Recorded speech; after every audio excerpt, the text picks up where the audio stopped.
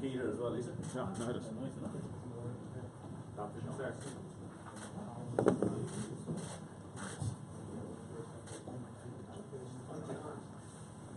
Turn it around. Don't even go. Next Tuesday morning, or next Thursday morning, 10 o'clock. You get this. You get the share. Okay, folks, Stu, you ready to back? Ready? Yeah, you're good. Okay, in your own time, unembargoed for the start, please, folks. Thank you. No Sean O'Brien, Leo, what's the issue there? He just had a bit of tightness in his calf this week, so we didn't take any risk with him. Is he due back next week? Or He should be available next week, yeah. He should be, yeah. Rob Carney not fit to start, or were your back three undroppable? Yeah, a little bit of both. He's Rob, so we just want to see how he came through the week a little bit as well. So just to give us that certainty early in the week, we went with that combination. I think they've all been going well, so I thought they deserved to start as well. What's your thoughts on the Montpellier team? I think they're big. I think they're very, very big. Obviously their team coached by Jake White, so there's definitely a certain style to the way they want to play the game. Very, very big forward pack, confrontational, very good maul. Will go very hard at the ruck, and have a very strong kicking game. Obviously with Nick White in there, who he would have coached with the Brumbies, France Dane as well. So from his time in South Africa, so they've got a few big backs as well, Mandela on the wing in particular. They've a lot of threats across the board. They've assembled a very strong squad, obviously pretty well resourced and backed as well as a club. So they certainly run a very, very different model to ourselves.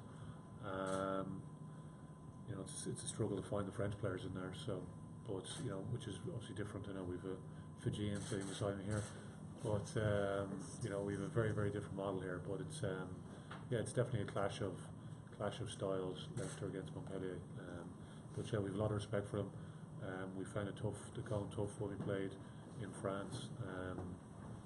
I thought the guys they battled back well. So he was a 22-6, and we'd Rob Carney in the bin as well. So at that stage, it wasn't looking fantastic for us. But I thought we finished out the game well. But we just have been asking a lot of questions as to why we got ourselves in that situation. Montpellier, in their credit, they're a dangerous team, and they put us under a lot of pressure at various stages. So we need to make sure we handle some of those threats a lot better. Any lessons you've taken from that game or from Montpellier's game since on how to stop the man in it's Norby trying to not to get the ball into his hands where he's got a lot of space. So that's probably one of the big things we've worked on. Lisa, I'm sure there's a lot of rugby to be played before home quarter-final secured, but I think it's Cardiff was your last one here, one without you. They must be the games you've relished playing as in this. Yeah, look, all European games are test match intensity, and we prepare that way during the week, and there's special occasions to be part of. It's great the support we had for. I think the Connacht and the Ulster match were both sold out here at the RDS, and fingers crossed the last few tickets get sold, and our fans come here and enjoy the game, because these are the ones as players want to be a part of. Liam, you're hoping, Lisa, that some of your teammates will help you out with the scoring this time round? Look, Johnny's back. I think you look at what Adam Byrne and Rory O'Loughlin have done in the past 6 to 7 weeks, probably about, I think it's 13 tries between them.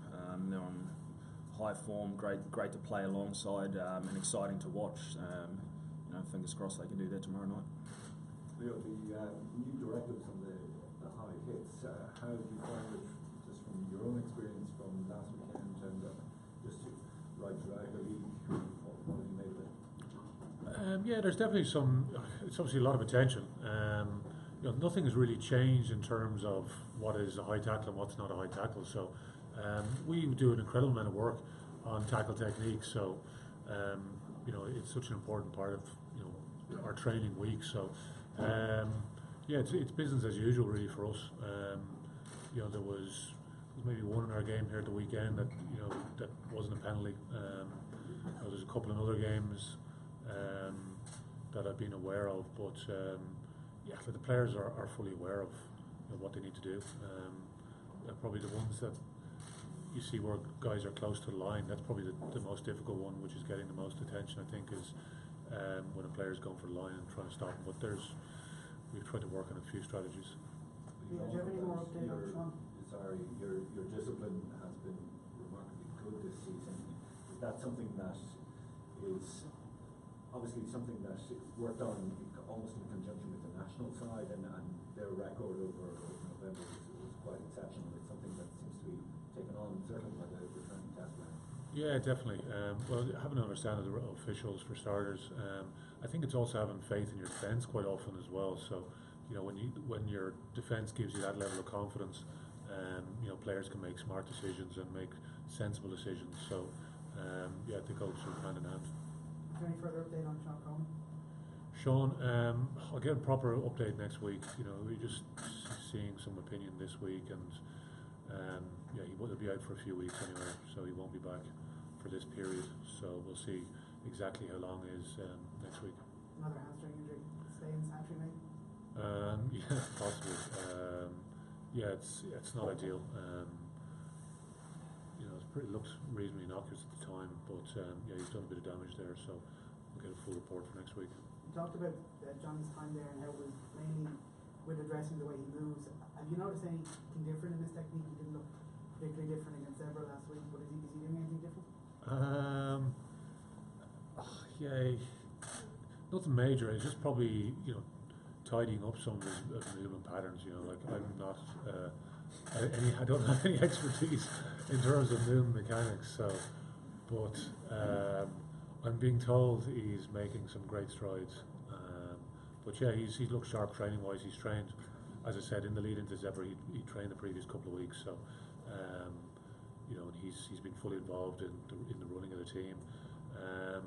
It was good to get that bit of game time under his belt last week, and hopefully he's in a good place. He's trained well again this week, and no ill effects from the weekend, so he's in a good place and would have got plenty of confidence from last week. And Josh got a full week under his belt of training wise. Josh? Yeah. Yeah. He trained this week, and he's good to go. He said, the challenge is it's the only blood on the copybook so far. It's been the first Montpellier game. Does it leave you with a point to prove with them coming back here? Oh, look, being back at the RDS is big enough motivation for us.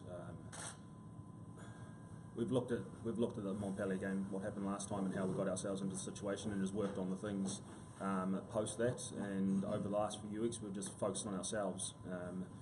And they're a world-class team with world-class players. So we've got to expect it to be a test match mentality.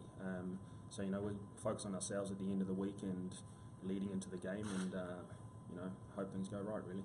They probably don't get the credit they deserve. People look at the French powerhouses, they look at the Flans and the Clermonts and the Racings. The Montpellier are a really, really good side, aren't they? Oh, look, they're third in the top 14.